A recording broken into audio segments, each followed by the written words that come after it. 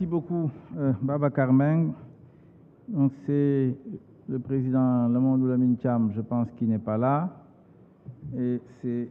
le président Birame Souleye Diop qui a la parole pour 10 minutes. Se prépare le président Abdou Mbow pour 10 minutes.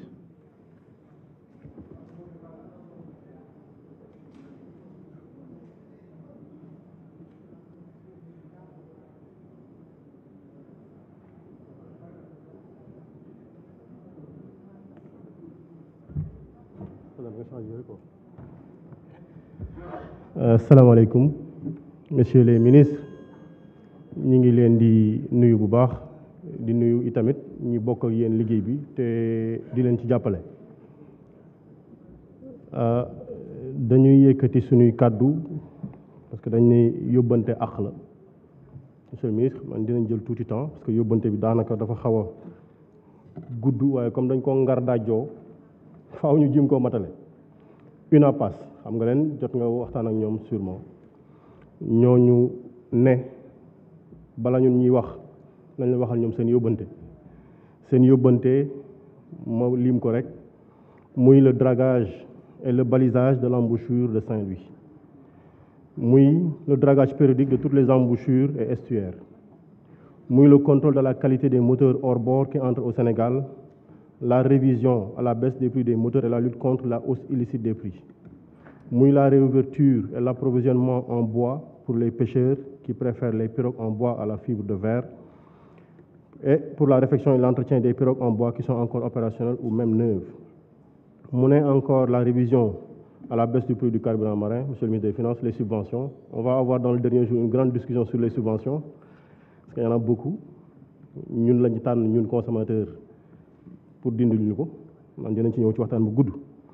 Mu ne l'audit sans complaisance du pavillon sénégalais et le retrait de tous les bateaux qui ne seraient pas en règle. Je pense bokk na ci préoccupation yi fi émettre. La révision du code de la pêche pour porter la zone réservée à la pêche artisanale à 12 000 marins, pour faire de la commission consultative d'attribution des licences une commission délibérative et son élargissement aux vrais professionnels que sont waa UNAPAS. Seen yóbbante laay wax. L'organisation d'une journée de concertation sur la sécurité en mer avec les pêcheurs, donc je pense que ça intéresse tous les Sénégalais. La suspension des accords de partenariat de pêche avec l'Union européenne à la surveillance à bord de tous les bateaux. Une meilleure négociation des licences de pêche avec la Mauritanie.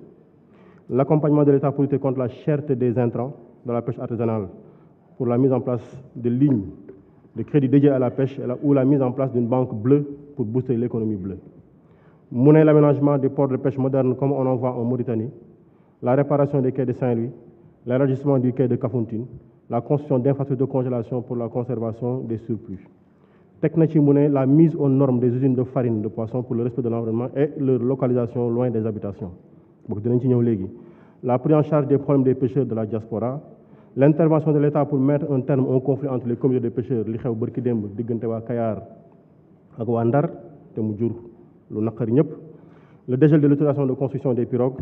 la régulation des retards de versement loolu xam ngeen ko, la géolocalisation des pirogues, la formation et la participation des pêcheurs aux foires internationales et aux voyages avec le ministre de leen yóbbaale yow tamit. Rétablir la scène de plage dans la réglementation en revoyant le maillage, éviter de fermer de manière continue les zones de pêche en laissant des espaces pour que l'on puisse pratiquer pour qu'ils puissent pratiquer leur activité. Nee na aussi bërki dem par rapport li xew Fass Boye, la prise en compte par le fonds des calamités et catastrophes maritimes comme celle survenue à Fass Boye au courant de l'année 2019 et tant d'autres. Lii la ñu yóbbante woon. Je pense que waa UNAPAS xam nañ ni waxal nañ leen li ñu sawoon. Monsieur le ministre, mu ñëwaat ci xëy na loo xam ne lii suñuy collègue jaar nañ ci muy préoccupation boo xam ne bi wax nañ ko démb wax nañ ko tey muy waa ISRA. Loolu avis de conformité bi monsieur le ministre maa ngi ciy ñëwaat pour diligence bi nga xamante ni bii ak célérité bi nga xam ne moom lañ ci yaakaar pour mu mën a génn. May indi nag benn peut-être précision bu ndaw concerné wul woon le projet de décret de règlement d'établissement. Concerné woon le décret portant statut des chercheurs en activité, c'est vrai qu'il y a une fusion. Ci ñoom seen liggéey dañ ko séparé woon, mais après, ils se plaignent du fait que d'ailleurs même il n'est pas été associé à cette fusion des deux projets de décret, qu'il n'en ait pas été informé. Et finalement, c'est sur la question, le décret portant sur l'échelle des salaires. Donc préoccupation yi, gannaaw avis de conformité yi, ñaari décret yi le décret réunifié ak le décret dernier sur les salaires fan lañ ci toll. Suma collègue Ayib dafa tudd sànq le bateau Itaf Dem ñu d'accord ni kon dafa nekk une préoccupation majeure may wax ni Itaf Dem sunu mbokk jigéen la woon bu doon nekkoon ISRA bu décédé ci accident boo xamante ni bi ci mission ci liggéeyam la amee woon moo tax bi Sénégal jëndee bateau boobu mu tëddee ko Itaf Dem bateau bi njariñam lan la parce que tey li ñuy liggéey yëpp ñu ngi ko wéer ci ay statistiques te statistiques yi évaluation maanaam kon ñaari xeet moo ci am évaluation directe évaluation indirecte évaluation indirecte bi mooy li nga xamante ni bii ñi yor gaal wàcce bu ñu teggee ci la ñuy natt ne ñoom lii la ñu wàcce nit mën naa wàcce guddi yóbbu këram nit mën naa wàcce ci anam bi jaayee fële mën naa wàcce dëkk fële ñëw dëkk si fii donc mën nañu am ay perte d'information mais évaluation directe bi mooy bi nga xam ne bi day wër géej lëmbee mat sëkk ba mu wër xam li dox ci biir géej gi xam jën bu ndaw fu mu toll xam jën bu mat fu mu toll xam lii la ñuy def xam aire de repos yi xam loolu lépp génne des informations très précises et dëgg la wax nañu depuis 2016 am na jafe-jafe ci wàllu boobu ñuy laaj ndax noppi ngeen pour indi solution ngir ñu mën a régler problème boobu et ça me permet d'embrayer sur la situation bi nga xamante ni bi moo concerné waa ISRA.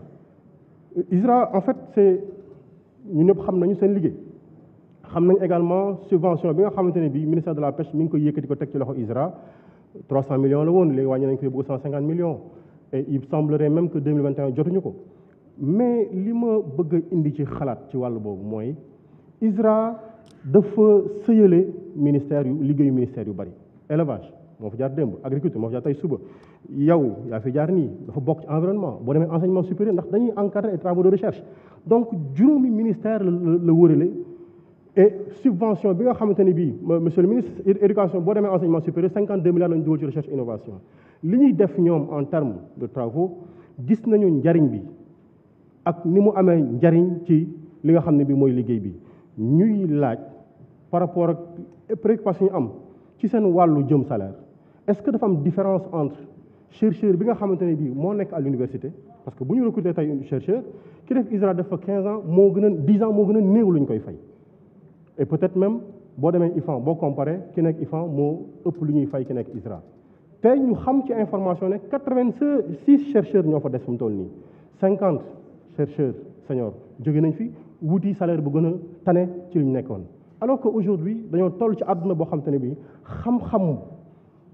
dafa am solo ci lépp luy doxal économie te seen xam-xam màcc na ci liggéey boobu je suis en train d'aborder le sujet ma ci yàgg parce que c'est vrai j'ai énormément de sujets à aborder mais sujet bi pour man am na solo boo xamante ne bii war nañ ci taxaw tuuti bàyyi ci xel bu baax a baax ngir ji ma apporter ay solutions ci loolu ma lay ñaan monsieur le ministre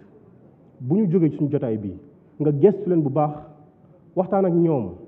àndax commission bi nga xam ne bi moo yor lii ngir ñu indi ci ay solutions xam naa ne am nga yéene bi te wóor na mu wóor yàlla ni du ñu dajewaat fii mukk di wax ci seen situation ndax réglé nañ ko te 2024 mi ngi ñëw Ousmane Sonko mooy nekk président ah alors c'est simplement pour taquiner mais pour être sérieux dañu ne seen subvention 5 milliards depuis 10 ans yokkul de depuis 10 ans c'est à 5 milliards monsieur le ministre des Finances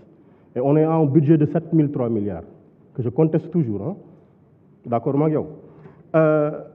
ma di wax ni boo demee Kayar li fa coow li mujj bi passé dafa am lu ñuy wax ay fosse de ponte ñoom ñooy ñi fa dëkk ñooy sàmmal seen bopp fosse de ponte mais du pour seen njariñu bopp pour njariñu askan bi yëpp la parce que xam nañ ni repos biologique xam nañ ni am na jën boo xam ne boo tollee mënoo ko napp te préoccupation bi ñu fi émettre léegi jën ñàkk na ñàkk boo xam ne ku la wax ni demal jëndi jën bërëb sàngam ñun ñu jëndi sëdd pour suñuy soxna wala yaax wala capitaine yenn saa ñu taal ba Richard Toll dem wuti capitaine d'eau douce xam nañ ci dara cher na jafe na amatul bu ñu amee usine boo xam ne dafa ñëw togg jën boobu dem di ko dundale ci jën boo xamante ne bii mi ngi ci dëkk nit ku weex wala nit ku jaune ñun ñi yeewoo fii amatuñu jën ça pose précaution ceebu jën moom daanaka tuddatul ceebu jën ceebu légume lay tudd jën da cee xaw a manqué kon monsieur le ministre bu ñu indee préoccupation bi baax na ñu bàyyi ci xel lool ndax ce sont des préoccupations yoo xam ne nit yi ñu ngi koy wax di ko waxaat et la répétition bu bare au-delà de la pédagogie ça devient une préoccupation très sérieuse may wax ni ñoom Kayar la ñu waxoon foofu du woon pour ne bu fi kenn ñëw mais préoccupation ñoon wax ci code bi nañ ko jël en charge parce que maa ngi xool temps bi ni muy jeexee nañ ko jël en charge par rapport aux limites définies par rapport ak le respect du repos biologique par rapport ak préoccupation yoo xam ne moom moo amoon foofu te biñ ko amee ñu ko màbb te xam ni njariñu ñëpp la ñuy def pour ñoom état moo ko waroon def ñoom bu ñu ko defee état war nañ ci mën a fekk ñu jàppale leen ci et buy coow yoo amee tamit ñu àtte dëgg teg ko ci jubóolu ñëpp ndax daanaka njaboot yëpp benn lañu man mii di wax ak yow bu ma demoon Yoff dañ naan xonk bopp laa ndax sama côté papa fa laa jóge ñu ngi leen sant bu baax di leen gërëm. Merci beaucoup, Monsieur le Président Birame Souleye